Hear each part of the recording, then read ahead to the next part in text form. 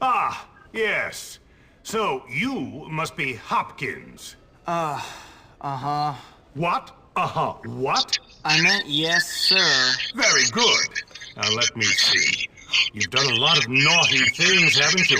Vandalism, graffiti, bad language, violent conduct, disrespecting staff. Oh, I'm scared of you, Hopkins. Come on, give me a break. Yes, I've never met a boy like you. Never in all my life. Hopkins, you're quite the nastiest little boy I have ever encountered. Tell me, why should I waste my time on you? I don't know.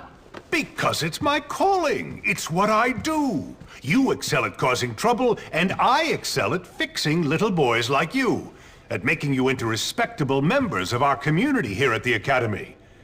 I've got a good feeling about you, boy. A feeling you and I are going to be great friends. You keep that nose clean, boy.